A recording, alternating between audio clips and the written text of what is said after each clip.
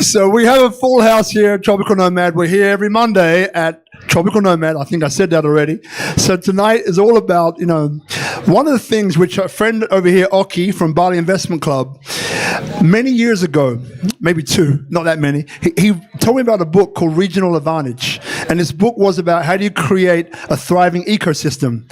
And there were, I may not remember all of them, so please spare me, but it was something like in close proximity, availability of capital, availability of talent, availability of leadership, availability of projects, and then we added one more, just because we can, availability of friendly government support.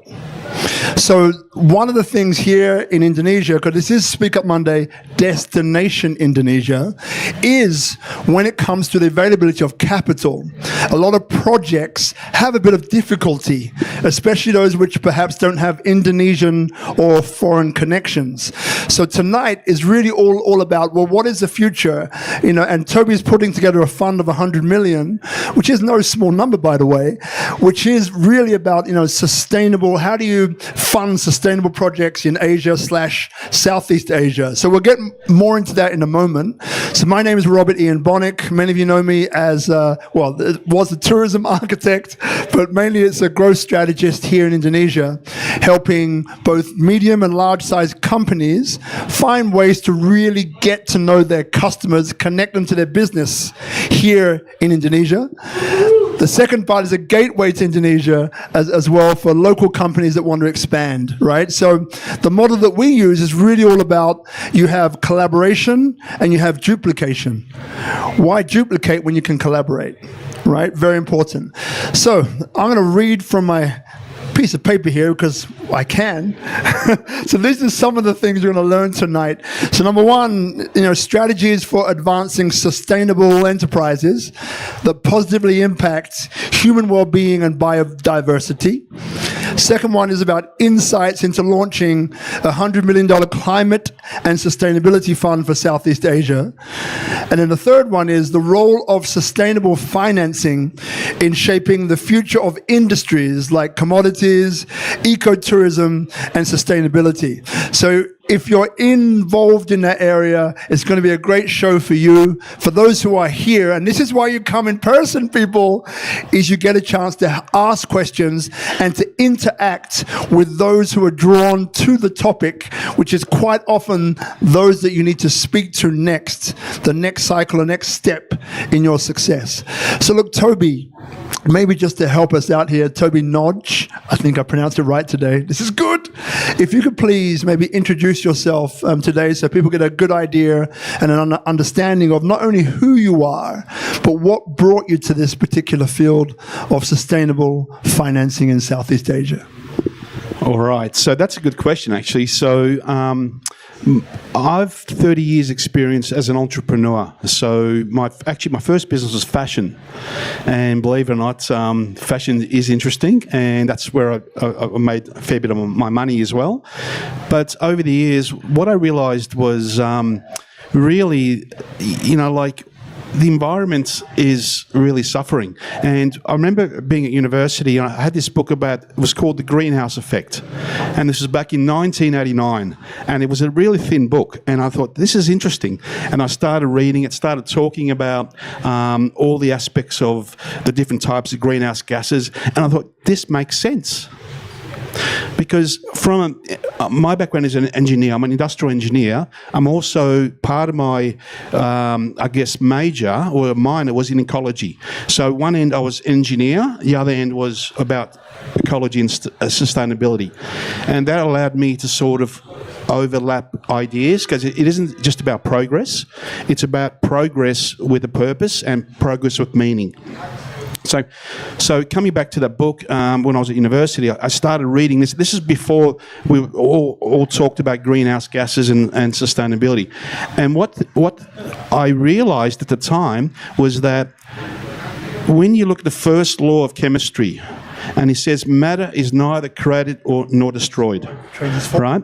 It's just transformed. Yeah. So I just thought, logically, if we're putting all these gases into the atmosphere, surely something is going to give. And from an ecological perspective, a system has to be in balance.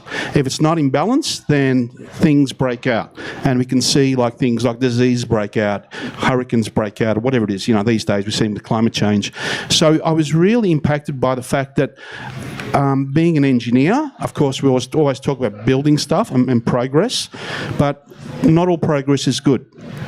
And I think progress also has to have a consequence, because with every bit of progress, there's also karma as well. And of course, for those of you that don't believe karma, just look at Newton's third law, right? So there is a physical element or physics involved in this as well. So over the years, what I started doing is building a consultancy in sustainability. I took a real deep interest.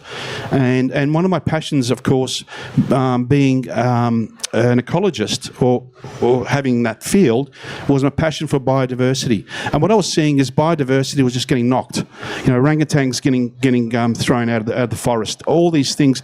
And coming from Australia, we also saw that Australia has the worst record for biodiversity on the planet. We have extincted more animals than the rest of the planet probably combined, right? So that was also a cause as well. And then I started looking at the Australian environment and all the agriculture and everything. We're using European methodology for soils that are like 50 millimeters thick, like that deep, and it just didn't make sense. So on this journey of also, whilst I was on this journey of sustainability, I started doing my Masters in Entrepreneurship. And in fact, we have one of my colleagues from university from Melbourne. From Melbourne. Melbourne in the house, and she's going to move to Bali, by the way. Yeah. Sorry, did I just say that? I'm sorry. So I was able to tie in entrepreneurship as well as my interest in sustainability. And I think as I'm going deeper and deeper into this whole thing, a lot of us, we rely on governments and we rely on the community to solve the problems.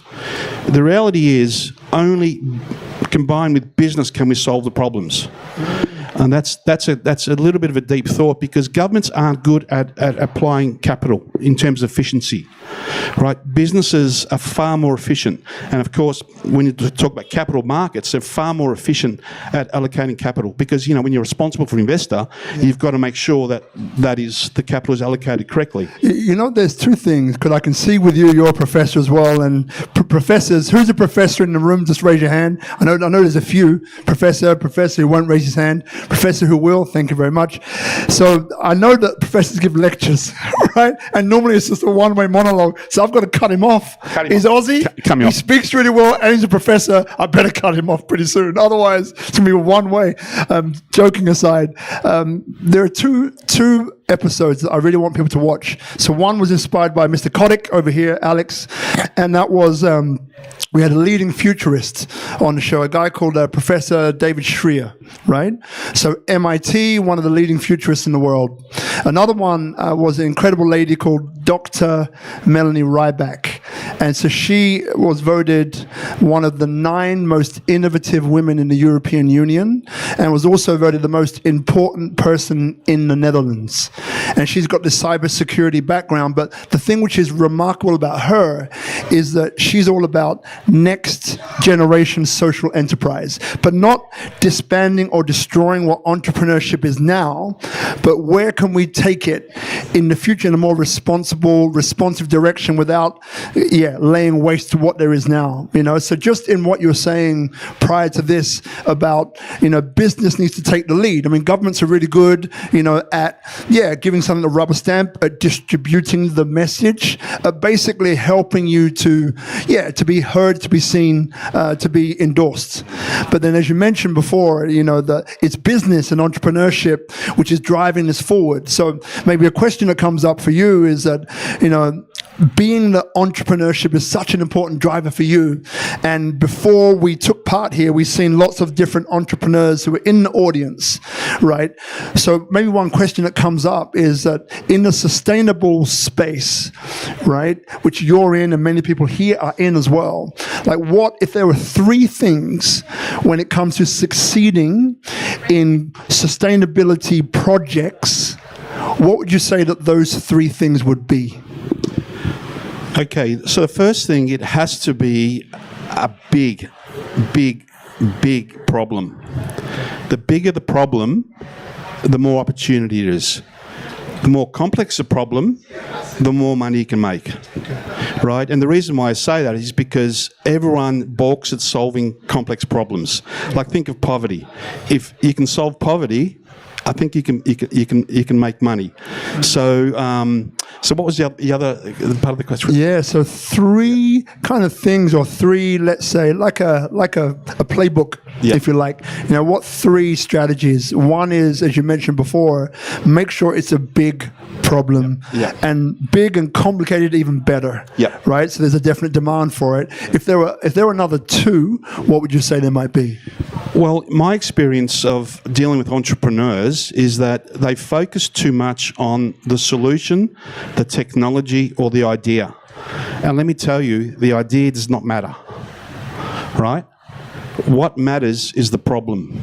And so what we often see is that people focus too much on the pedestal and not the monkey. So they're building nice, shiny things, nice offices and all those sort of things, but they're not focusing on the monkey itself, which is the problem.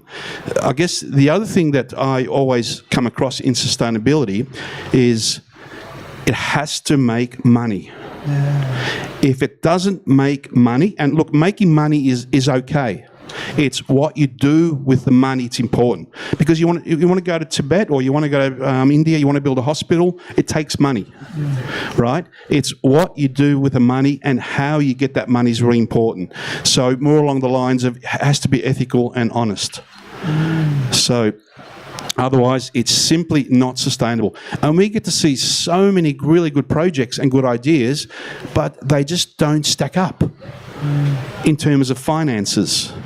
So it's a lot easier these days to do that. I mean, I've been involved in waste to energy now since about 2010, and I've seen the cost of technology drop, and I've seen the technology actually become more efficient. I've also seen gate fees increase. Right, so when I mean gate fees, I mean the cost to get rid of the waste has increased. No longer can we dump that waste into the ocean or into the sea. Why? Because everyone's watching. So the cost of solving the problem has increased, which is good for entrepreneurship. I mean, I know in Australia, I don't know what the gate fees are here in Bali, but when I first started looking at the gate fees, say for tips, it was like $60 a tonne. Now it's like $300 a tonne. When you start putting projects in, that is a good place to start. And of course, when we do projects, right, it must have a market. So before you mentioned all the things about governance and all the ecosystem, you missed one important thing. That's the market.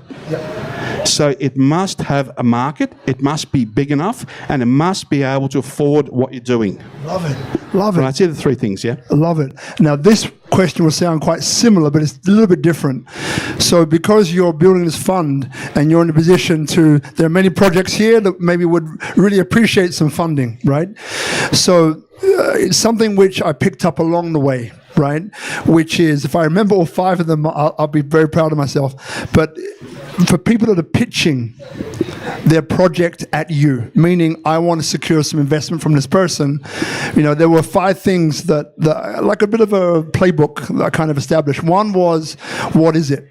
And are you able to explain that succinctly in a few sentences? That we have Jack. How old is Jack here, Martin? 8. That Jack, who's an 8-year-old, can understand. Thanks, Jack. Appreciate you, mate. SpeakuP Monday getting younger. Yes. Right. Next generation is you, Jack. So one is, you know, right. So what is it? Number 2 is, why is it important now? In other words, what makes it different, and why is now the perfect time to do it? Right. And then number 3 is, why you? Right? So you're coming up before me saying, hey, we should do this project, you should invest in me, but why should I, or the fund, invest in you? So that's your chance to kind of preach your, I'm this, that, and the other. And then number 4 is, what is it that you want? What's the ask? Because it's not always about money. It can be about strategic partnerships, or where we've got a skills gap missing here, right? And then number 5 is then, well, what does that that fund or that investor, in this case, what do they receive in return? And this, again, doesn't necessarily mean it has to be money. I mean, yeah, money needs to make sense, but it can be non-monetary, right? It can be, maybe, I'm going to say it, I'm sorry, I apologize, but let's say there's a greenwashing company out there who know they're greenwashing, right? But for them to do this project starts perhaps the public to begin to perceive them in a slightly different way, right? More towards a positive than a negative, for example. Or it could be that it's something that you truly, deeply believe in. So what I'm giving back to you is an opportunity to facilitate, exercise, and execute the dream that you have within you already, right? So then if I would ask you then, for those guys looking perhaps to come to you either now or in the future, if there were 3 or 5 things that you would look for to be investable, what would those 3 or 5 things be? Well, to be honest, there is no shortage of ideas. There's no shortage of opportunity. There's shortage of talented teams, right? It's one thing to be an entrepreneur. It's another thing to be able to take that business to $100 million, let's say. And that's what investors are looking for. They're looking for $100 million opportunities, $500 million opportunities. They're not looking for $2 or $3 million opportunities. So one of the things you have to think about, you have to think big. Big, right?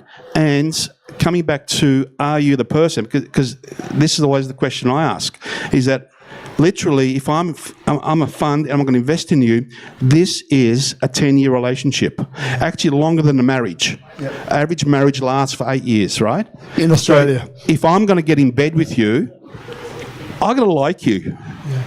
And I can pick that up straight away in the first meeting, the first 30 seconds. And some of the things I look for, a couple of things I look for in great leaders and entrepreneurs, there's 2 things: humility and will. There are 2 things, and Jim Collins wrote about this actually. If you guys want to read the book Good to Great, it's a great underpinning. But the thing is, I look for people that are like a dog with a bone. And who's ever tried to take a bone off a dog? Anyone? It's like they're really, really, really, really hard to take off. So what I like is a steely will and the humility. Because if you come to me with an ego, or what I've noticed also with, if the relationship is rocky at the start, I don't go. I don't care if it's $1 billion opportunity. And the reason is you can't make good wine from bad grapes. And what happens is, if it's rocky at the start, it's only going to get worse. So end of the day, I want to invest in people. I want to know, are you the person? And of course, you know, why now? If you can't answer why now, and it's also interesting, like I work with lots of coaches as well, and you know, everyone's a coach these days, you know, like, you know, there's 30,000 of those in Bali alone, right? And one of the first questions I ask is, why would I come to you? And if they can't answer that question, then, in other words, why you? Then you don't have a value proposition. So it's got to be a big idea. The other thing we'll look for is it's got to be scalable, right? You can't just think about it on one level and go, okay, it's going to have a village. That's great, but to make impact in the world, it takes money and it takes scale, and that's what we focus on, right? The other thing that's interesting that we're addressing with the fund is that what we tend to find when you look at, say, funds and time, research falls and then commercialisation starts. And then there's that gap. And we call it the valley of death or chasm. Most of you would understand that. What we're trying to do is address that. And that typically that as a project, that valley of death is around 5 to 10 million. It's easy to raise $250,000, 50K, whatever it is, from an angel. It's a lot easier to raise 50 million or 100 million than it is to raise 5 or 10 million. Don't ask me why. I can tell you why. It's more complex than that. But so these are things we try to address, but also look at. It's got to be a big problem, right? It doesn't necessarily have to be solvable, because that's why we come in. We help solve it. But for us, we're more like fishermen. We go fishing. We don't care about technology. We're agnostic about technology, right? what we want is the best solution for that problem. So a lot of people you see with entrepreneurs, you see lots of accelerators and incubators. They go fishing. They come up with an idea, and then all of a sudden, hey, let's find a market for it. We don't do that. We already have a market, right? And what we need to do is, if it's a project, we make sure that the market's there and there's a feedstock as well. So around the issues of projects, you must be able to secure an ability to have feedstock, an arrangement. You know, one thing you said earlier on that is stuck in my head, right? So you want them to be resilient, another word to use, resilient, but humble. Yep. Right? So I look around the room, I'm not going to point them out. There's a few guys here a bit egotistical, right? I love you guys, I love you, right? But the ego is strong. And you would argue that you do need a strong will or a strong ego, depending how you want to classify that word, to be resilient, right? So then if there are people here in the audience or looking online saying, well, I might be a little bit egotistical, being honest, right? But I need that because that's what gives me the drive. So, like, maybe the question could be, like, maybe it's a personal question. Maybe you've overcome this before, right? Sometimes it comes with age. You know, when I was a young guy, I was more, you know, I'm going to do this, I'm going to be this, and I'm going to smash everybody, or whatever I was thinking. It wasn't that, by the way. But as I grew older, maybe I realized that I couldn't smash everybody. Maybe I got smashed myself, right? So I learned about humility, right? So now it's like, that guy's humble. No, I got my butt handed to me, so I became humble, right? So maybe from your personal experience, there are people out there who have got a strong will, a strong ego. You know, how do you marry those two together to have the strong ego and then also have the humility? Look, there's nothing wrong with having an ego. It's when the ego gets in the way. Because what happens with the ego is you develop a lot of cognitive biases. And we see this all the time. People think they can do it, and they go there and they realise it's actually 10 times harder because the ego gets in the way. And that's called, for those of you in psychology, the Dunning-Krueger effect. We see it all the time. They overestimate their capabilities due to their ego. Now, that's also, you see lots of people with narcissists, right, and also sociopaths and psychopaths. And what the research shows is those people are actually underperform.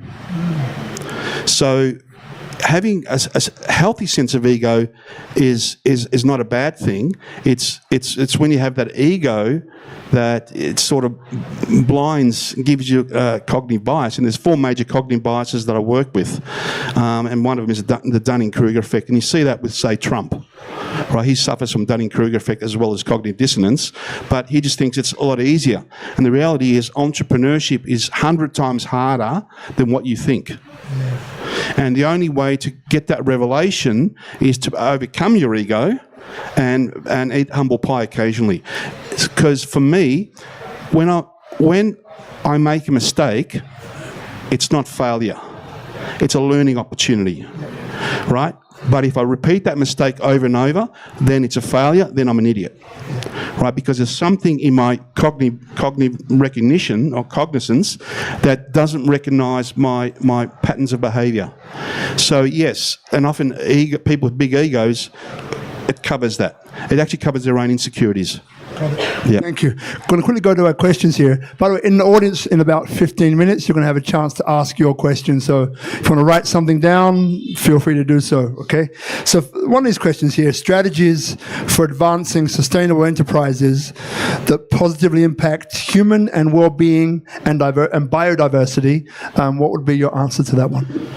That's a very broad question, but I guess coming back to what I was saying earlier, it's got to be a big problem, and it's got to be a problem that people care about. Because raising finance in sustainability is difficult, but there are people that actually do care, right? It's a matter of just trying to connect, and I guess, you know, from the perspective of you as the person, the entrepreneur, you know, you've got to get your optics correct as well.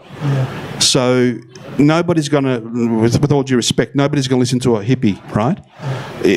You've got to lift your professionality if you want to be taken seriously. There's nothing wrong with hippies, right? I'm not disregarding hippies. I'm saying from the perspective of being able to raise the funds, these are things that people look for, is that, your professionality.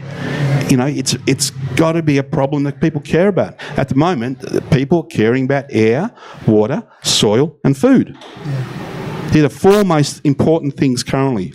And not crypto, not tokens, because you can't eat crypto, right? Yeah?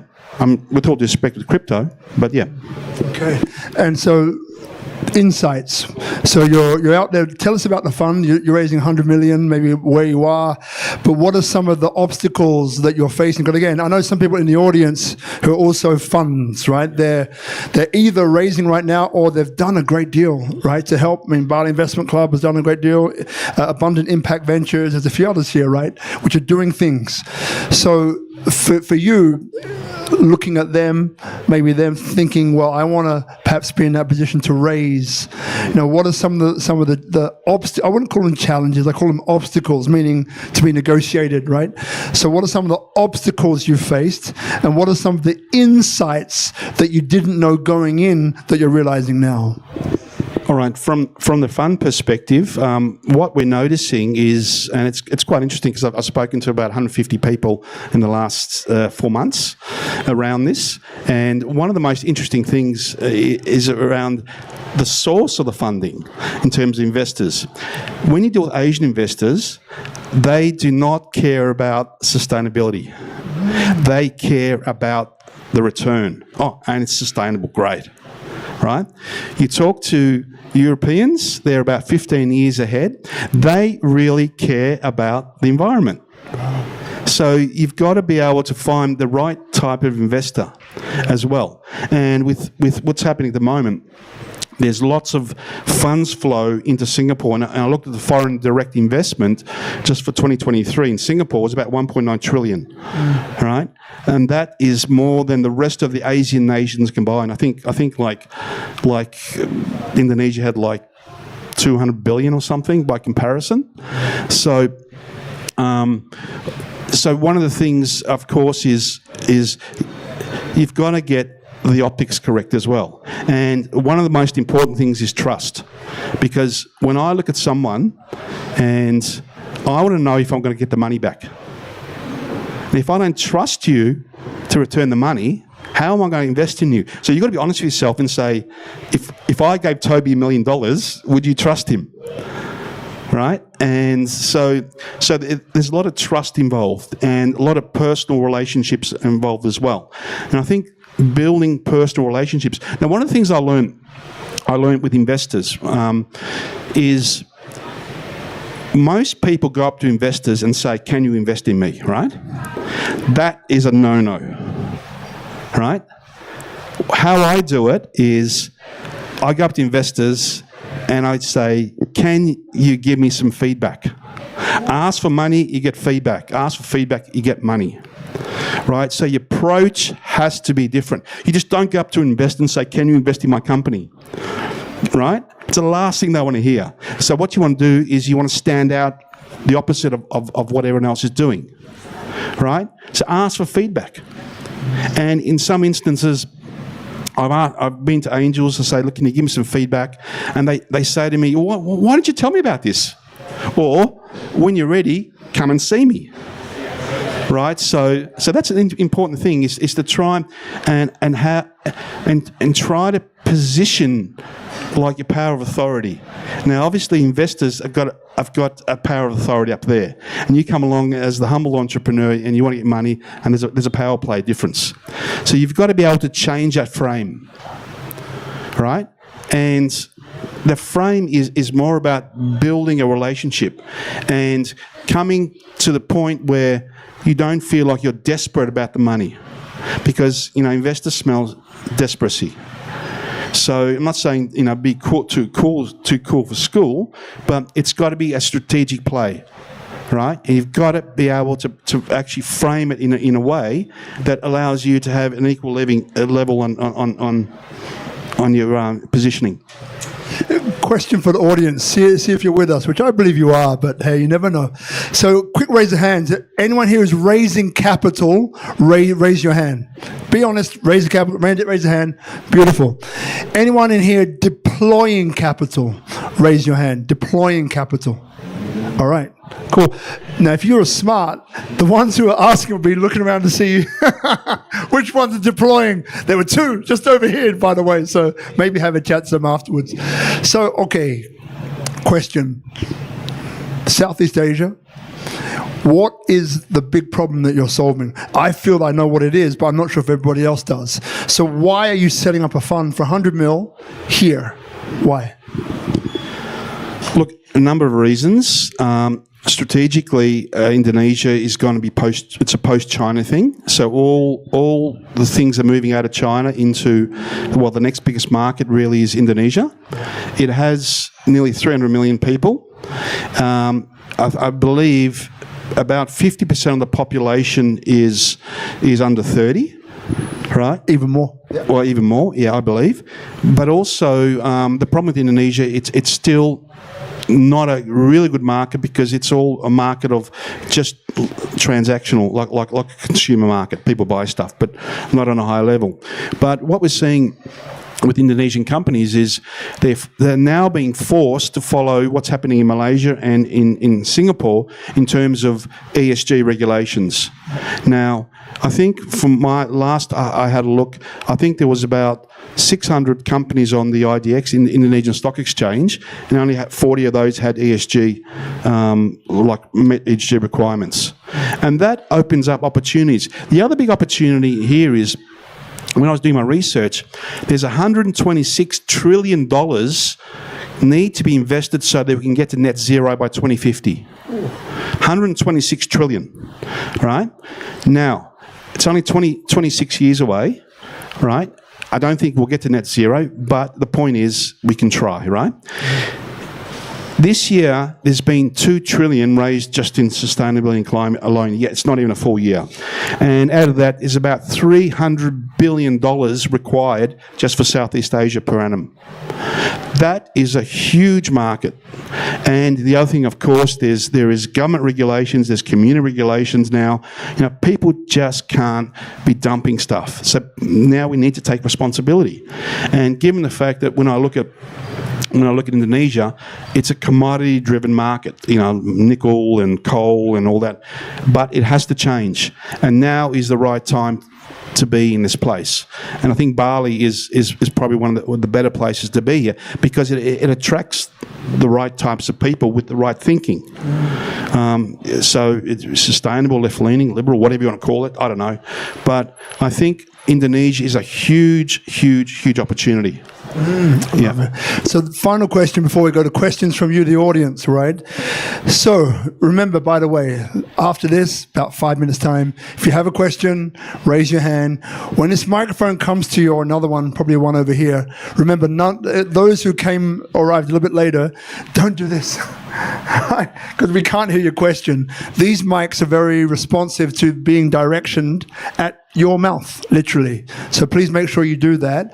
Also, remember, we have a second camera. So we're live on Instagram, Facebook, and YouTube at the same time. This second camera swivels. So if you want to ask a question, you will also be on camera. If you do not want to be on camera, then don't ask the question. Wait till afterwards. All right? Just because every week someone's like, I didn't know I was on camera, but I told you. But anyway, it's okay. Last question before we go to you. All right? So the role of sustainable financing in shaping the future of industries like commodities, ecotourism, and sustainability. Right. Okay, so the reality with sustainability, it actually makes money. And people forget that. People think it's all about tree hugging and, you know, hippies and all that. Sorry about the hippies, but it's tree hugging. But the reality is, you look at companies that have embraced sustainability, and there's been a few of those, mainly from Europe. They're about 15 years ahead, and they're actually they're outperforming their peers who aren't sustainable. So they're already on the track. The other thing is survival. I mean, you look at tourism, for instance, right? Typically, tourism is in areas that are the worst for sustainability. Now, I've lived in Fiji, and they put like resorts on desert islands with no water. And then where does the waste go? They just dig a hole, put it in. What happens? It leaches into the ocean. So typically the best looking places in the world are actually the least sustainable. So to bring sustainability has to make sense. And the problem with sustainability is people think, oh, it's a big problem. I can't solve it. You know, it's you know, has to be solved by the big boys or whatever it is. But the reality is, you need to take a look at your own. So start in your own house first. And from little things, big things can grow. Now, for myself, I've tried to live a sustainable lifestyle. I've given up my car. I'm a vegan, blah, blah, blah. I try not to fly too much. But I've tried to make some major impacts. And I've stopped buying shit. You know, like, buy some good stuff, buy it once, but don't go fast fashion and then just buy stuff. That's what's ruining the world, because it's market driven. Now, if the market wasn't there, then we wouldn't have these problems with plastic and that sort of thing. So a lot of these things are demand driven, right? And of course, when we look at things like commodities, well, we need those for the energy transition. But let me tell you, the future of energy is free. Right? So within 20 years, we'll have free energy. And that'll take us to a next paradigm, a next level of consciousness. But that won't be there yet. We're in a transition at the moment, you know, things like EVs and nickel batteries and lithium batteries and that. But, you know, we come across technologies these days that don't even use that sort of stuff. But it just doesn't have the widespread appeal yet because of the cost. But so in the future, maybe we'll be less reliant on minerals. It won't be for a while, but I think even those commodities need to take a sustainable approach. I mean, we're working with, for instance, a palm oil mill effluent, and that palm oil mill effluent, how it's treated is it's put in ponds, it's stirred until the BOD gets to a certain level, and then they release it. But in the meantime, methane is released as well. So, and those of you know methane, it's actually 8 times worse than carbon dioxide. And so we are putting in technology that can actually take the water out and then turn it into sustainable aviation fuel. And we've already got interest from private jet company in Melbourne who's saying we need this. And why we need this is because the next COP29 is coming and we supply the jets to those people to fly there, like the Bill Gates, and it's a bit of an oxymoron to say, hey, I'm here to save the world, but I'm flying in my private jet. Right? So, but this is a huge opportunity. There's like 120 mills in Sumatra and in Kalimantan that can take this technology on. That's going to make an impact. Right? So yes, there are ways that commodities are looking for the way they treat their waste. I mean, we've gone to coal-fired plants have come to us and said, you know, how can we reduce the ash and how can we reduce the coal dust? The coal dust can actually be compressed and made into briquettes and reused, believe it or not. You know what I mean? So it's stuff like that. There are ways that we can do this, yeah? Love that. So now we thank you very much, Tobi. You're halfway through, mate. I'm halfway through. How's it going? Yeah. I get confused because when I speak to Aussies, I lived for 25 years in Sydney, the Aussie comes out. It's, oh, mate. So we've got a microphone here, Brother Guzman. Just wave your hand. There's a mic. We're starting front over here. Now, before your question, Julian Ulrich. Julian, my God. thank you for coming. I thought this guy had died. I'm joking. Well, welcome back. So look, before we go to the question, as I said before, right, duplication or collaboration. So Oki Bali Investment Club, thank you for coming. Ben, we know each other. I know, real world, your name of your new world together, right? I'm going to scan the room. Global Extreme, yes, got it already. Wow, Bali. I'm scanning some more. Scale, climate, action. I got it right. Thank you very much indeed. Who else am I missing? Your one kills me every time. Help me. Just say the company name. Abundant Impact Ventures. But what's the name of the WhatsApp group you started? Regenerative Ecosystem Transformation. You get paid by the letter. Paid by the letter. Thank you, brother. So these are some of the projects. I mention them because, again, I'm about collaboration, right? So these guys, even though I'm kind of being a bit funny with them, they're all brothers, right? In their own different way. So if you're here or you're looking and you're wondering more, check them out. Right, you'll find the one and the person that has the same values that you do. Maybe it's not all of them. Maybe it's one of them that you choose. But again, just know, because one of the biggest challenges, obstacles we find here for the last 10 years or whatever it's been, is that people like me, I include myself, right? We come to a place like this. If it's a black guy, I'm a black guy, in case you didn't know. It would be a white horse, right? And if it was a white guy, you guessed it, Heinz to be a black horse. That's right. So it looks cool. It's a contrast. It looks beautiful, right? We see a problem and we say, I'm going to solve this problem. Me, right?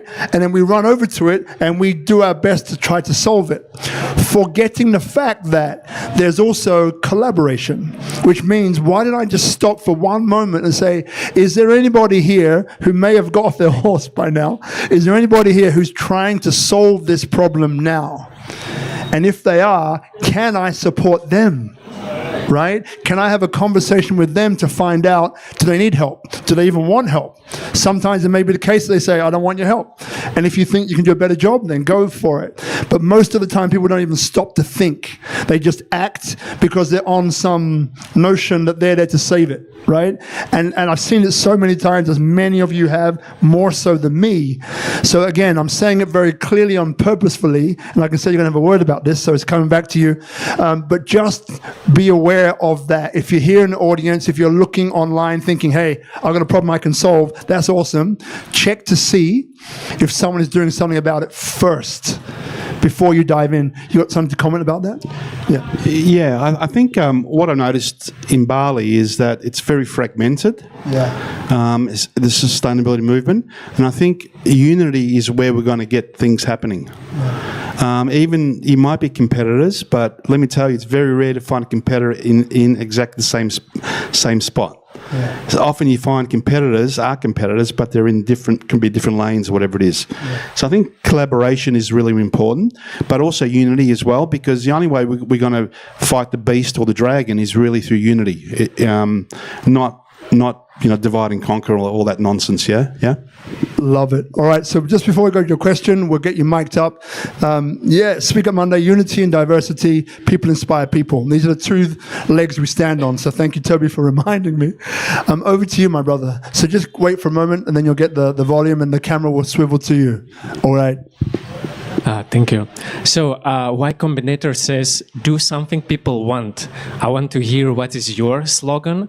And also Y Combinator says technical co-founder and just maybe sales organizational co-founder is like perfect combo. Mm-hmm. What in your case would be that perfect team? You would say, okay, I'm with you guys. Beautiful question.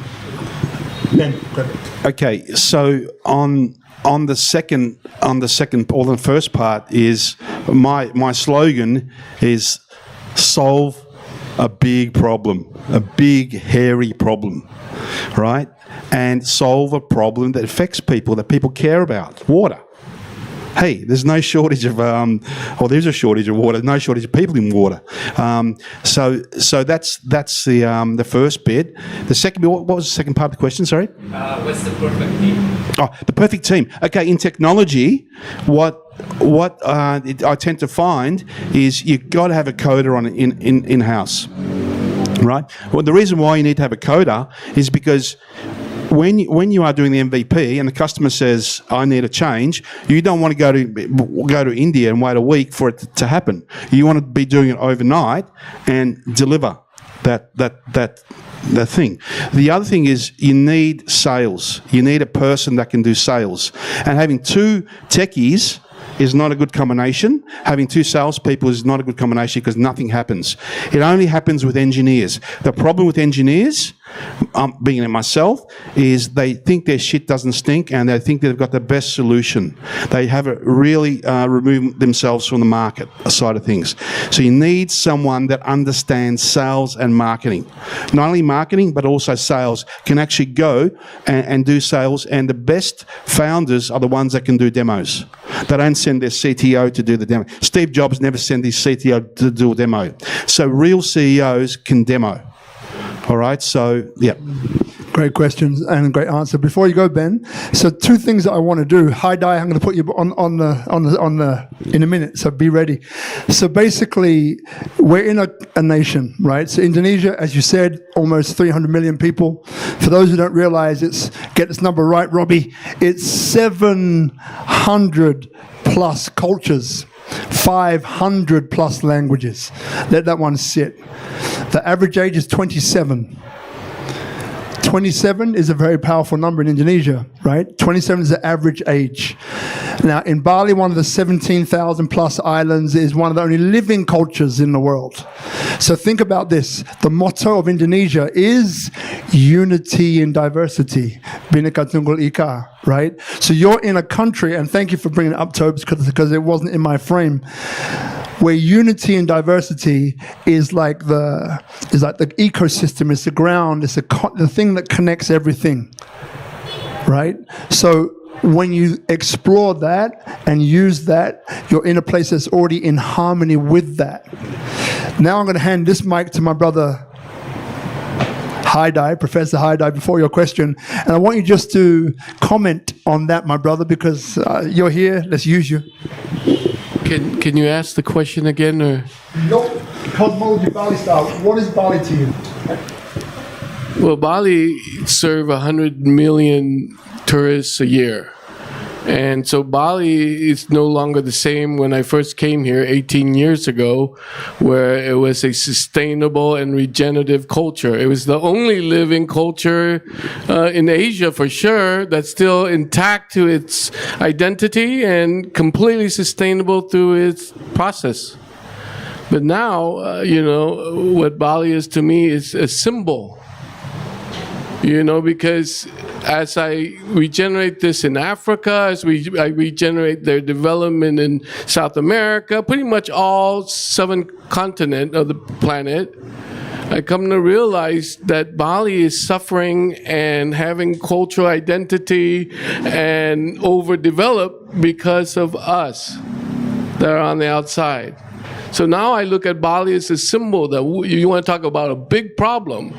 It's one of the last culture that doesn't expect you to do anything in spirituality. You just come and be who you are and make up whatever you want to make up and call it your own spirituality, and Bali will praise you. But now Bali needs help. And so to me, it's a symbol of that sustainable and regenerative living culture. And we must look at ways to solve that big problem. That's the really big problem. The name of your company and what are you doing about it? Like I said, I'm wowbali.com, and if you could go on there, I do a bunch of case study for academic and intergovernment and ministry and UN and all of it, looking at way for sustainability and regenerative development through the Balinese cosmology. So now I'm the leading researcher and Jiro Balian, which is a healer priest for the kingdom, because I learned too much and I can't teach it unless I get Mawinton as you laugh because you get Mawinton as one of their priests, and so now I am doing Ngaya, which is free service all the time. So that's why I need help. I go from feeling. People that know me, I don't follow rules, I follow feeling. Brother Ben, thank you, my man. Brother, over to you, yeah. Thank you, Haidai, for the transition. So I think there's a big gap in sustainability finance today. What I see is that there's a lot of finance for managing the problems in silos, but very little for systemic approaches that identify leverage points and the deeper roots of the problem. Is that something you are planning to, a gap you are planning to fill? And if yes, how? And the next question is, would you be happy to give me a feedback about my project? I knew that was coming. Absolutely. Good job, Benny. Yeah. I think that what we really need is a consciousness shift, right? And yes, some of us come to Bali to find that, but other people come and are doing this and are doing stupid stuff, right? Wasting time, right? So systematic approach, absolutely.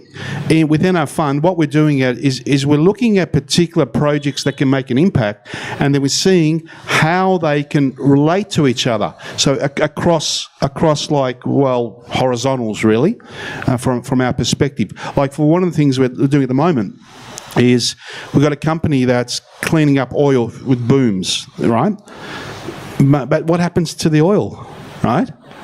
When they clean it up? Landfill, right?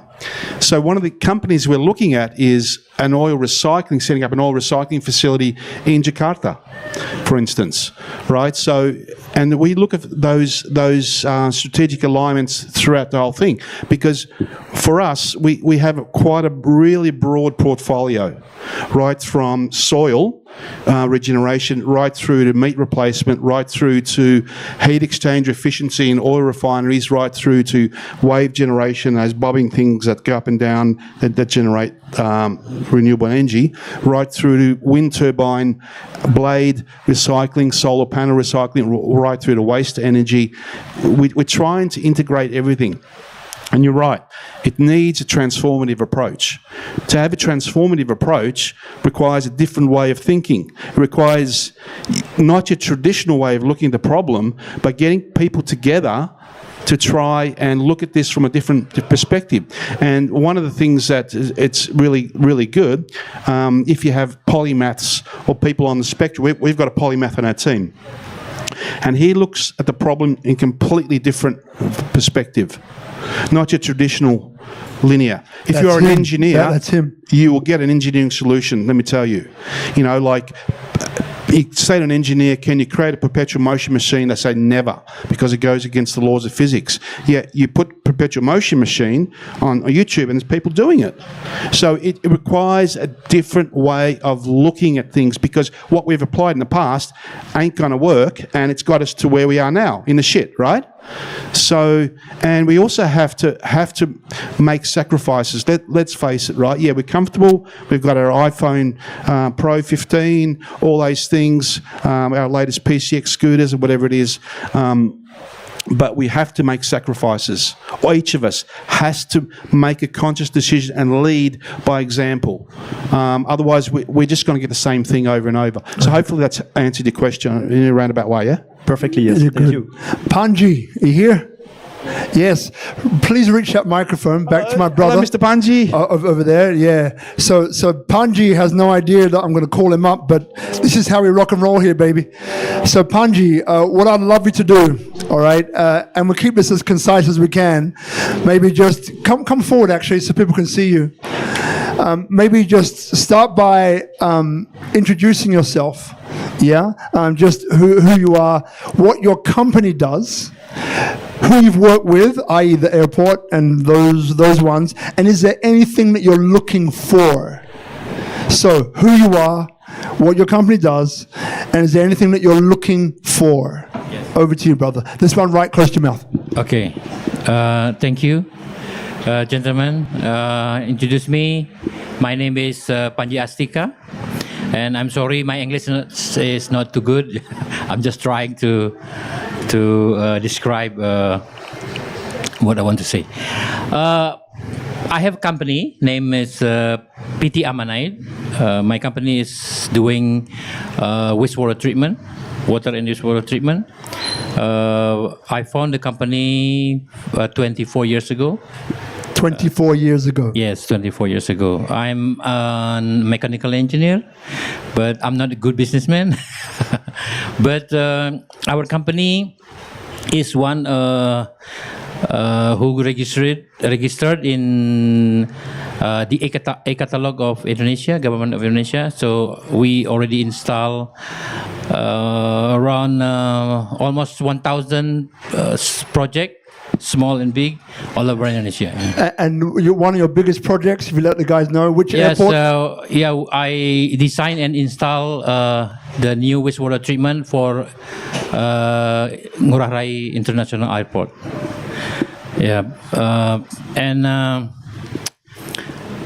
Now we have some project in our last project now is in Papua. Still doing now. Also Rote at Sulawesi and some project in Bali and in Lombok. But what I'm thinking in Bali is very like what he said. Haidai, Yeah. Professor Haidai. Yeah, Professor. Professor Haidai. Professor Haidai. Yeah, he's very right. Bali have big problem now from tourism. Yeah. Look, brother Panji, is there anything that you need support or help with that you'd like just to share with us here? Yes. I really want to put a good standard for wastewater treatment in Bali, mostly all in over Indonesia, because even now the people who invest in Bali, even they are from Western country, they become Indonesian now. They want as cheap as possible. That's the truth, When I propose a good system with because my system is from Australia. Australia has a good standard for wastewater treatment. Mostly they reject it because my price is almost double than the price of my competitor. But I know what I offer and what they offer is way different. That's Thank you, my brother. All right. Can I explain Hold it. Yep. in simple words what Panji does? He puts things in the ground, you put poo in one end, and clean water comes out the other end. That's how simple it is. Right? Is that correct? check. Yeah. You can hear it. Wastewater treatment is our machine can treat wastewater, mostly organic, from toilet, bathroom, kitchen, and become clean water. And in some level, in like the one I installed in airport, the water is drinkable. You can drink. Amazing.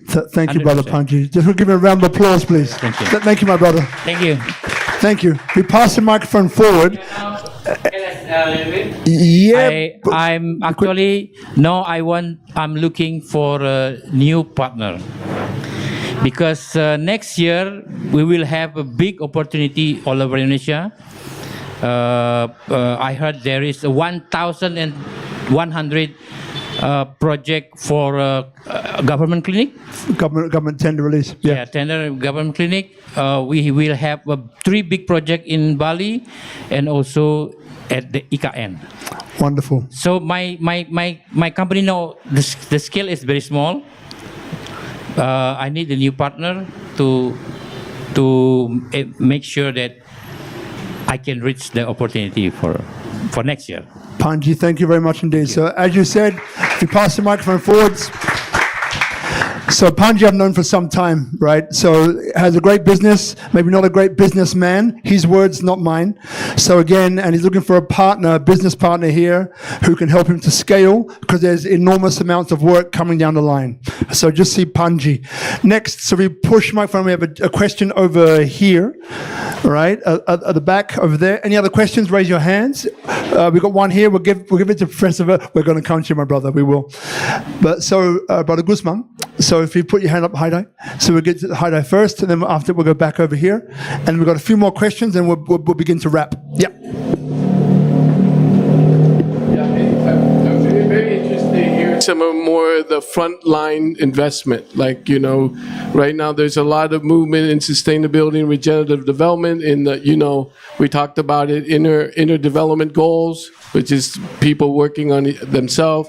And now there's a lot of like, after the whole carbon credit, where they made a sham from the carbon credit, now they're looking at, I'm working with professors from Taiwan and for doing research for the World Bank on what we call performances. So looking at performance art-based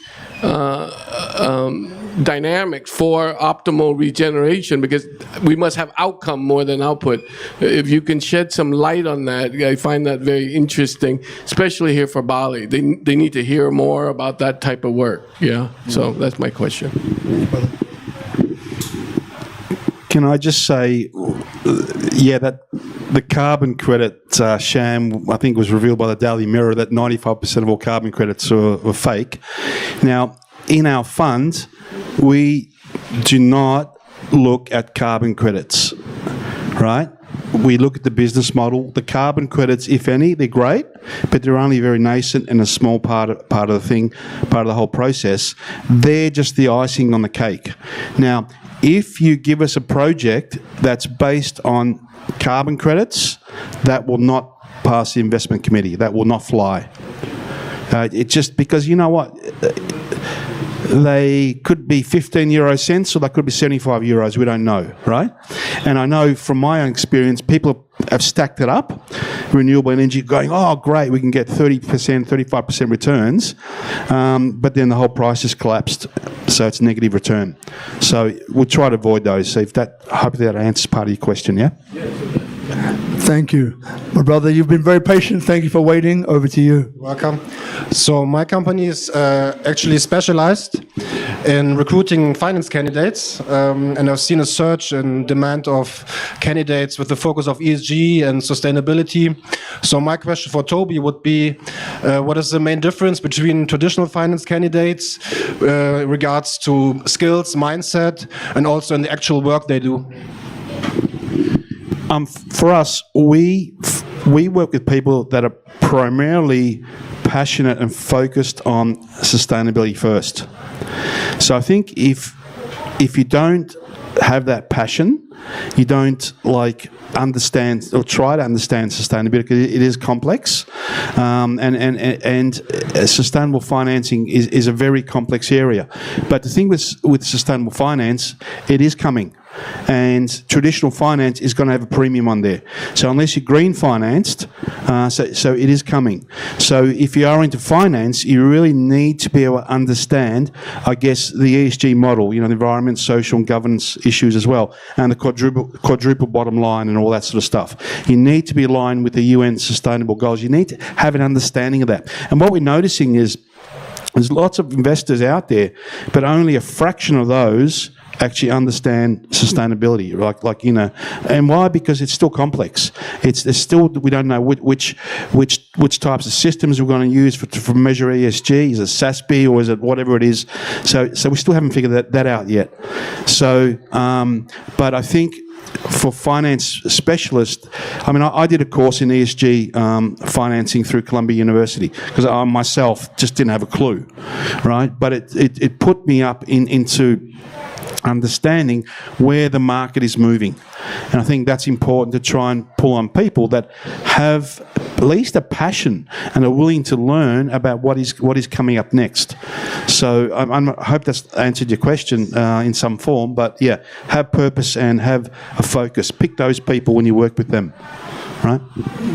Thank you so much. Now, we're going to start to wrap up, but I just want to let you know what's coming. So we're going to have a photo, right? Anyone here who doesn't want to be in a photo, maybe because Interpol are looking for you? There's a few of those. There's always ones which are silent, right? When I say that, I look around the room, and there's always one or two going like... like the sweat, the beads of sweat begin to drip down the forehead. It's like, right, there's another one. I'm joking. Of course I'm not. So we're going to have a photo together, right? Heinz was only in the poll. So All right, that's fair enough. So Tobi and I are going to have a photo. Love that. And then everyone else here is going to come up here and we're going to get a photo with everybody. Why? Because we can. Enough. Quiet on the front row. Give them popcorn or something. So there's one more question I have for you, which I'm going to leave right to the end. I was going to give you a bit of a preempt, but you know what? I'm not going to do that because you're Aussie, mate. You're all right. You can take it. I'll just wing it. I know, mate. So just to give you a bit of heads up. So SpeakuP Monday, this is episode number 439. 38, sorry. Next week is 39.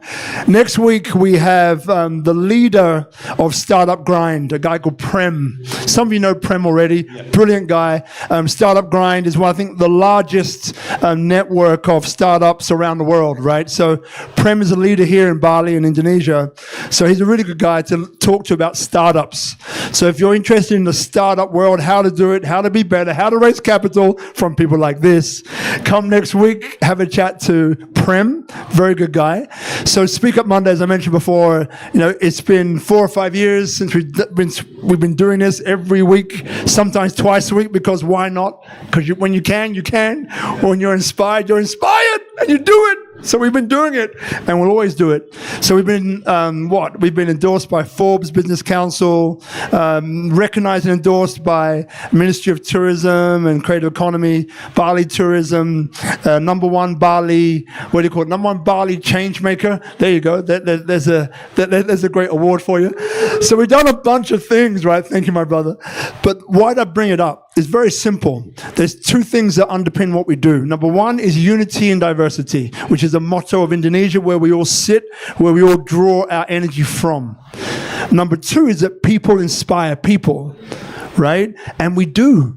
So what I would really, honestly, from my heart to yours, is connect with each other after this, because again, that little game that I played before that was uncomfortable for half of the room, because people are so used to talking about themselves, not what they can contribute, but what they do. It's great. So just think of the people that you want to connect with, right? Remember, on purpose, I said not to mention your name, because when you do that, you go off into La La Land.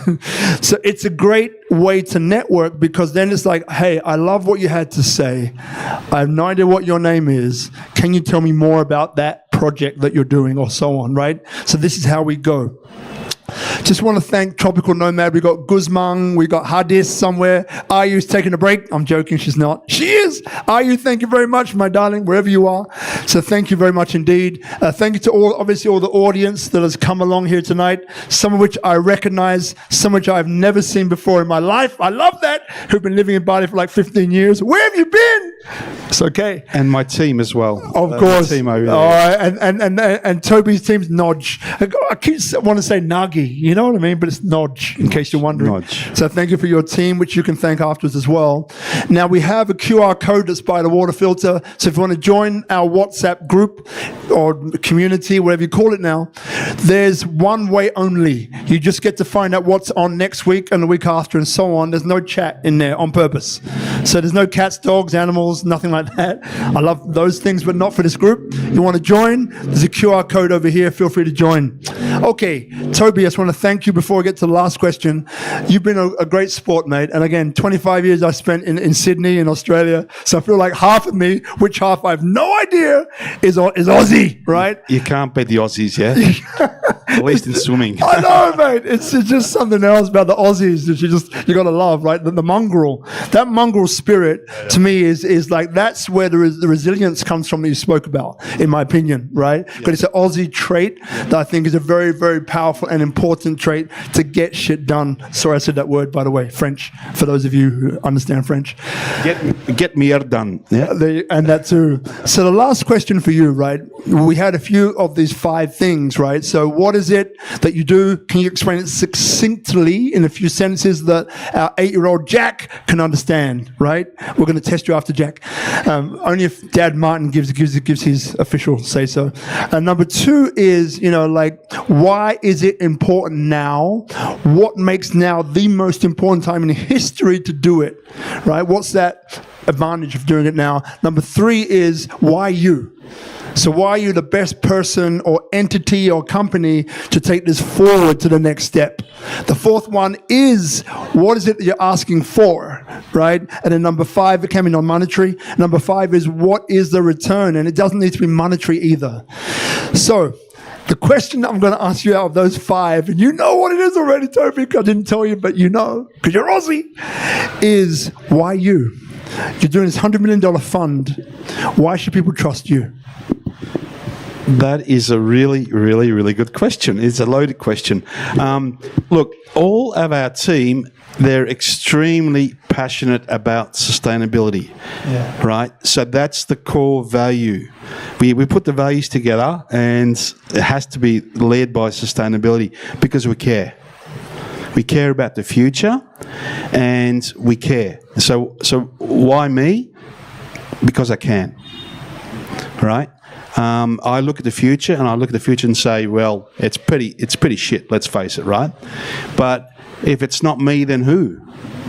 Right? And I also want to be able to leave an impact or a legacy. Maybe it's my own ego about the legacy, which I don't really care too much about. I just care about changing the world to be a better place and living the dream. Basically, I'm in Bali. I'm living the dream. People ask me, how's Bali? I'm like, yeah, it's like a working holiday, which it is, right? So, and I think we all should be able to do that. But in effect, why me? Because I care. I care about the future. I care about people. I care about the planet. And most important, I care about animals, so biodiversity. That's a real passionate draw card for me, yeah? Thank you very much indeed, everybody. Tobi Nagy, put your heads together. Thank you very much. See you next week.